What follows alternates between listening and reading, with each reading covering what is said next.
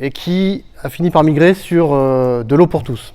Donc ça a permis, ce hackathon, de réunir une équipe, de travailler sur le sujet pendant 48 heures, de travailler sur tout ça, et je vais vous expliquer comment on a fait la transition. Donc tout d'abord, 70%, c'est quoi? C'est l'eau sur Terre, ce que ça représente en surface. Sur ces 70%, il y a 3%. Ces 3%, c'est la part d'eau douce. Et sur ces 3%, 8%, ça représente la part d'eau qui est extraite de la mer en eau potable. Et donc, qu'est-ce qui a amené à ça? C'est que moi, j'habite en fait dans le Marais Poitevin, donc je suis très sensible à l'eau, une préoccupation vis-à-vis. Donc, avec le changement climatique, qu'est-ce qui va se passer? Aujourd'hui, on voit qu'on est 1,2 million dans la partie Vendée et Charente-Maritime. On consomme 480 000 mètres cubes par jour, et qu'ensuite, il y a la moitié qui est pour la population, essentiellement concentrée sur la côte, et 50% pour l'agriculture. Avec le changement climatique, les pluies vont être plus intenses, la pénétration dans le sol va être plus difficile. Ça veut dire que si on continue à taper dans les nappes phréatiques, on va vivre à crédit. Et comment on fait pour soulager cette situation-là? Et après, il y aura le sujet de l'élévation du niveau de la mer, qui risque de contaminer aussi les nappes phréatiques par le sel.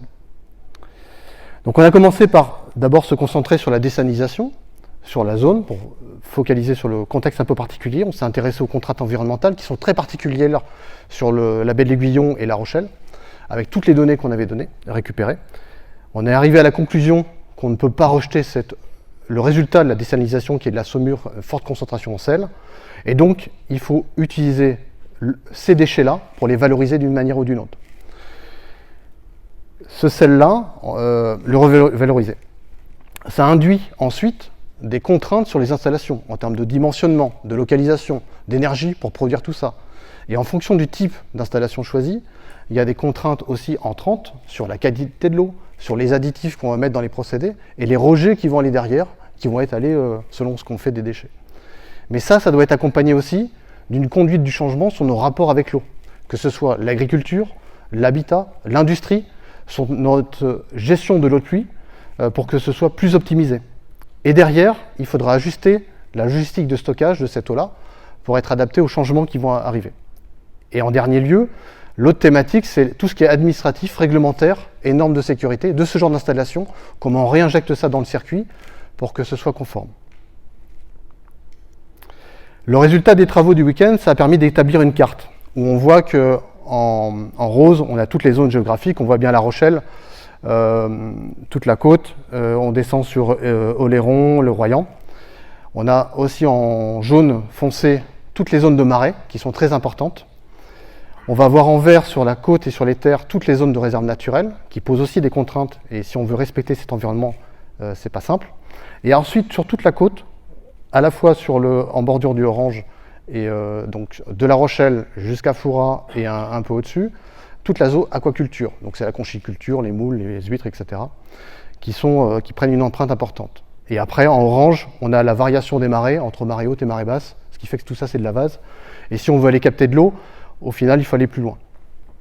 Donc ça amène à une zone potentielle de plantation d'une usine qui est difficile, soit c'est vers Royan, mais ça paraît compliqué, soit c'est autour de La Rochelle, mais ça paraît aussi compliqué.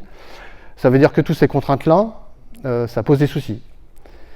Donc après, on s'est posé la question, mais finalement, si on allait chercher l'eau en mer, ça enlève des contraintes. Ensuite, là, c'est une projection, aujourd'hui, l'estimation de l'élévation de la mer à fin 2100. On est à 1,50 m d'élévation, et ça se serait à peu près comme ça ce qui va changer. Donc ça veut dire aussi que notre façon de vivre va être impactée. Et donc on voit en bas à gauche c'est la zone sur laquelle il faudrait aller chercher de la captation d'eau parce qu'on est loin du trafic maritime, enfin des contraintes de la côte, et que si on avait des installations terrestres, il faudrait aller chercher au niveau des fosses du Pertuis breton et du Pertuis d'Antioche pour avoir une eau qui va avoir donc plus propre et qui aura une moins d'incidence sur l'équilibre fragile des côtes. Donc sur Terre, une installation, ça ressemble à ça. On a pris quelques exemples parce qu'on a fait des recherches sur les différentes installations qu'il y a autour de la Méditerranée et à l'étranger pour avoir les tailles, les coûts d'installation, la productivité, etc. Donc ça ressemble à ça. Et après, sur la partie mer, puisque du coup, on est arrivé sur l'impasse sur la partie terre, pour ce qui nous concerne. On s'est dit, si on met des stations, si on va en mer, ça va être, on pense, plateforme. Plateforme, c'est pas très joli, donc après on a regardé, oui, mais est-ce qu'il y a des moyens d'avoir des plateformes qui s'intègrent mieux dans le paysage? On pense notamment au parc éolien en mer, c'est pas simple. Et puis on s'est dit, non, c'est pas très bien. Alors on a cherché un bateau. On s'éloigne, on enlève plein de contraintes sur l'exploitation. Est-ce que ça existe? Donc on a trouvé un premier bateau. Bon, c'est pas joli. Et à force de chercher ce qui pouvait exister, on est tombé sur le bateau qui transporte du gaz liquide. Et ce qui est intéressant, c'est qu'il y a des cuves déjà. C'est un bateau qui fait 400 mètres de long, 60 mètres environ de large. Ça correspond dans les proportions à une demi-usine terrestre, selon les rendements qu'on a besoin. Donc ça commence à être intéressant. Et après, on a enchaîné. On a vu que les transports maritimes, on se sont intéressés, on fait des prototypes de moteurs, enfin de bateaux fonctionnant à des moteurs hydrogène. Les premiers bateaux sont prévus en production en 2023. Donc ça prend du sens encore. On a trouvé aussi une société qui avait fabriqué, qui fait de la captation d'eau de mer au large pour vendre de l'eau de mer en bouteille. C'est une boîte française, donc c'est assez fou. Et tout ça, ça nous a conforté dans le fait de l'idée qui a émergé en suivant. C'est cette maquette. Donc l'objectif, c'est d'aller chercher de l'eau au large pour enlever des contraintes de la côte, d'installer une station de désalinisation sur la base de ce qui existe sur Terre, ensuite de stocker ça sur le bateau, sachant que pour 1 litre d'eau, il y a 50% qui est d'eau potable, 50% de déchets. Ce bateau-là, il faut qu'il soit suffisamment dimensionné. Un gros porteur, ça semble avoir des proportions intéressantes et compatibles par rapport à ce qu'on a pu voir. Ce bateau-là, il faut l'équiper avec une énergie, si on ne va peut-être pas tourner au diesel. Il y a les moteurs hydrogène qui existent. Pourquoi pas avoir un moteur hydrogène qui va capter l'eau de mer et produire au fur et à mesure l'hydrogène. Mais pour ça, il lui faut de l'électricité. Il existe des prototypes de bateaux qui ont des voiles solaires qui permettraient d'avoir un apport d'énergie électrique pour la génération d'hydrogène et alimenter la station de dessalement sur le bateau. L'idée, c'est de réutiliser un bateau existant pour l'ajuster et ensuite adapter sa capacité de stockage pour installer du matériel déjà existant et voir les contraintes qu'il y a derrière. Et donc le nom qu'on a trouvé, c'est Super Bateau Trop Cool. C'est un nom certainement à modifier. Et c'est de là qu'on en vient à de l'eau pour tous, parce qu'on était sur une situation, on était purement localisé sur la zone, et là, on a une solution qui est mobile, qui peut aller partout.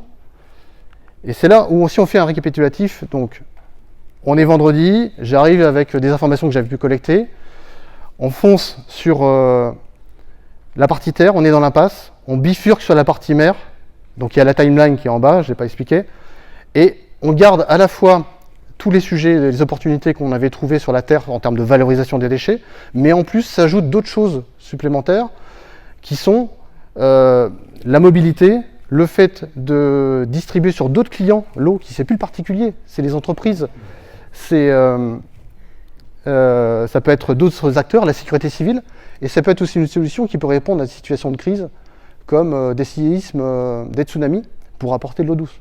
Et c'est des solutions qui sont du coup applicables au niveau mondial. Et l'idée derrière ça, c'est de voir comment ça peut se transformer en consortium pour travailler avec des professionnels, participer à la coordination du projet et aller plus loin pour avoir une étude de faisabilité sur cette version mobile et ensuite, pourquoi pas un POC, selon comment ça avance. Voilà. Merci.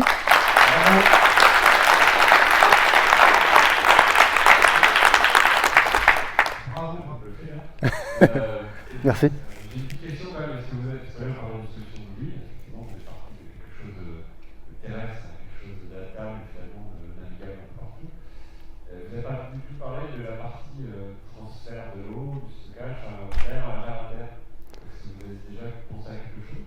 Ça fait partie des pistes qu'il faudra voir comment ça peut s'équiper, parce qu'en réalité, là on parle d'un gros bateau. Ce que j'ai pas dit, c'est qu'un bateau comme ça, on a dit 460 mètres cubes, ça pourrait peut-être couvrir la moitié d'une production journalière sur le département. Donc on fonctionne avec 2 bateaux, il y a des choses qui peuvent se faire. Après il y a les problématiques de navigation, est-ce que c'est le bateau qui va aller en port, il faut un port qui puisse accueillir le bateau, ou est-ce qu'après on imagine des solutions où ça reste au large et c'est des unités plus petites qui font une distribution plus locale, ce qui permettrait d'enlever les contraintes sur les distributions en terre. C'est des choses qu'il faut explorer dans la deuxième étude, sur les choses plus concrètes et qu'il faut monter un consortium avec des industriels, les collectivités locales, comment on peut créer une économie qui se construit autour de ça, au travers des différents acteurs. Et ça doit intervenir dès l'amont. Et justement, si vous avez intérêt à faire d'abord une étude de potentialité entre le côté installation terrestre Oui. et le côté oui. Là, après, l'idée, c'est de le décharger sur Terre. Donc il y a plusieurs méthodes qui peuvent se faire. Soit c'est le bateau qui va sur un grand port et après on transfère ça sur des unités qui ensuite vont être transportées par un autre moyen. Alors comment? Il faudra voir concrètement la logistique qui peut se greffer derrière. Est-ce que c'est une station qui va faire les derniers traitements ou la distribution? Ça reste à définir. C'est un vaste sujet, mais il peut y avoir plusieurs combinaisons entre rester sur un modèle de plusieurs gros bateaux qui font de la collecte pour alimenter la demande et une situation un peu, on va dire, en flottille pour distribuer différemment. Et là, en fait, il faut explorer cette partie-là pour aller plus loin et que ce soit en fait pas un schéma trop traditionnel, trop centralisé. Il y a peut-être des choses intéressantes à faire. J'ai répondu? Enfin, il reste beaucoup de questions, mais... Oui.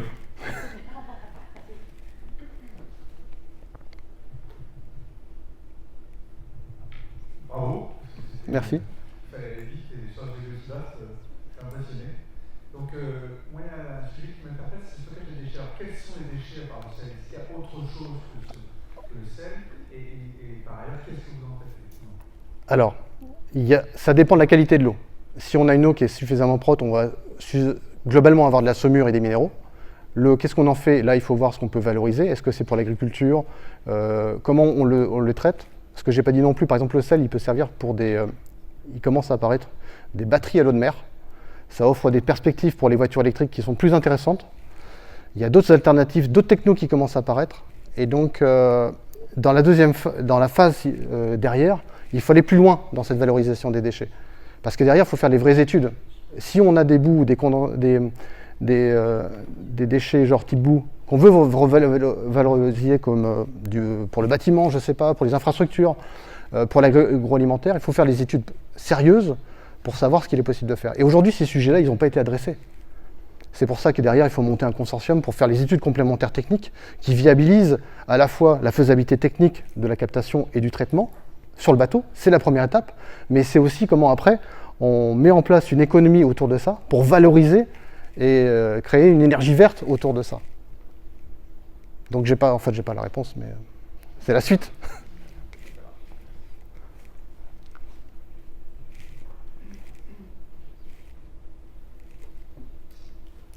Une autre question? Très chargée. Je vais en poser une, si je peux me permettre. Une question fondamentale pour ma culture personnelle, pour terminer ce soir. C'est quoi la différence entre désalinisation et dessalement? C'est une bonne question. Je ne sais pas si c'est une différence ou c'est un problème d'appellation. On s'en renseignera, on va regarder. Non mais il n'y a pas de... Je pense que c'est la même chose. Hein. Il reste plein de questions, oui. Je vais pas rester sur ce sujet. Il faut beaucoup d'énergie là pour générer de l'hydrogène Alors, alimenter tout ça. Est-ce que tu as pensé à l'énergie osmotique tout simplement? L'énergie? Osmotique, c'est-à-dire celle qui utilise le gradient de salinité justement de l'eau. Le moteur à l'eau de mer, c'est ça? Ça n'a pas été évoqué parce que c'est c'est un peu le serpent de mer, donc, mais ça fait partie des choses qui peuvent être explorées, notamment avec l'exploitation du sel. Donc il y a les batteries, mais ça peut être le moteur à l'eau de mer. Pas trop oser le mettre parce que c'est quand même... on en parle, mais il n'y a pas encore de prototype qui soit viable là-dessus. Donc, mais pourquoi pas? Il faut trouver une source d'énergie qui soit vraiment verte. Donc c'est là où il faut faire les études qui vont bien, quoi. Écoutez, je pense qu'on peut les applaudir. Merci.